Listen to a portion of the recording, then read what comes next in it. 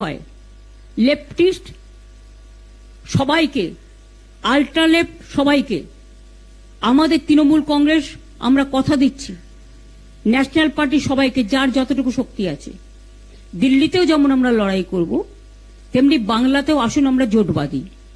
যদি কেউ এ ব্যাপারে কোনো রাজনৈতিক দল আমার সাথে কথা বলতে চান, আমি 4টে থেকে 6টা পর্যন্ত অ্যাভেলেবেল আছি অফিসে, আমাকে জানাবেন, আমি নিশ্চয়ই আপনাদের সাথে কথা বলবো।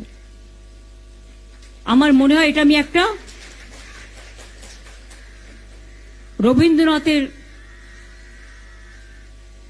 সামনে দাঁড়িয়ে এই আবেদনটা সবার কাছে রাখলাম। এখন কিন্তু এটা ভাবার সময় নয় আমি কে ও কে, এনিমিজ এনিমিজ মাই ফ্রেন্ড, এটা ভাবার সময় নয়। আমাদের ফার্স্ট এনিমি হচ্ছে বিজেপি।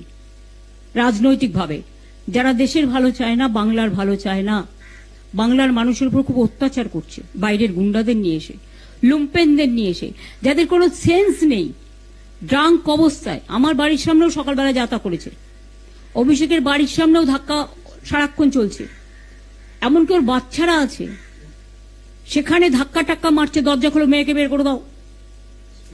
এমনকি টিচার পড়াতে গেছে, তাকে জিজ্ঞেস করেছে কেন ঢুকছেন, তিনি বলেছেন আরে আমি তো টিচার, শিশুরা পড়াশোনা করবে না। এইসব চলছে। এই অবস্থার মধ্যে দাঁড়িয়ে লড়াইটা কিন্তু আমরা তো লড়বই, কিন্তু আমি সমস্ত বিজেপি বিরুদ্ধেই রাজনৈতিক দলকে, সমস্ত এনজিওসদের, অনেক পলিটিক্যাল অর্গানাইজেশন আছে যারা অনেক সামাজিক কাজ করেন, তাদের সবাইকে আবেদন করব। নিউট্রাল অনেক প্ল্যাটফর্ম আছে, তাদেরও আবেদন করব। যার কোনো ব্যবসায়িক ইন্টারেস্ট নেই তারা কিন্তু